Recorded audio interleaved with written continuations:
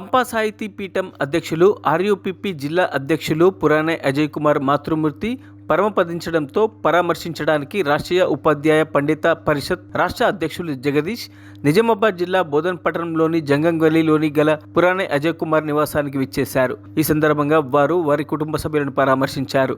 అలాగే ఆర్యూపీపీ కమిటీ సభ్యులు పాల్గొన్నారు. ఈ సందర్భంగా ఆర్యూపీపీ రాష్ట్ర అధ్యక్షులు జగదీష్, జిల్లా అధ్యక్షులు అజయ్ కుమార్ మాట్లాడారు. అనంతరం రాష్ట్ర అధ్యక్షుని కమిటీ సభ్యుల తరపున ఘనంగా సన్మానించారు. ఈ కార్యక్రమంలో ఆర్యూపీపీ కమిటీ సభ్యులు పాల్గొన్నారు.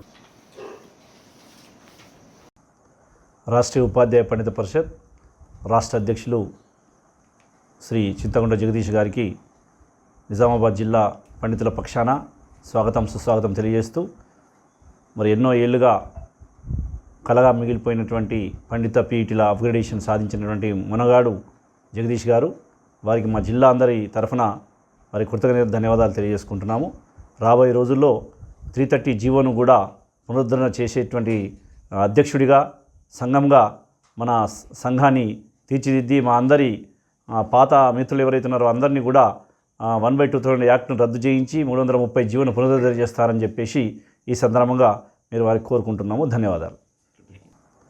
రాష్ట్రీయ ఉపాధ్యాయ పండిత పరిషత్ రాష్ట్ర అధ్యక్షులు శ్రీ చింతకుంట జగదీష్ గారికి నిజామాబాద్ జిల్లా పండితుల పక్షాన స్వాగతం సుస్వాగతం తెలియజేస్తూ, మరి ఎన్నో ఏళ్ళుగా కలగా మిగిలిపోయినటువంటి పండిత పీఈటీల అప్గ్రేడేషన్ సాధించినటువంటి మునగాడు జగదీష్ గారు, వారికి మా జిల్లా అందరి తరఫున వారి కృతజ్ఞత ధన్యవాదాలు తెలియజేసుకుంటున్నాము.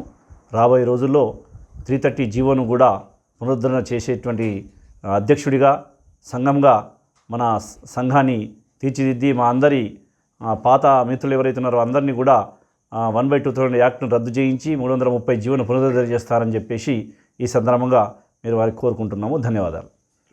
మరిన్ని అప్డేట్స్ కోసం మా ఛానల్ని సబ్స్క్రైబ్ చేయండి.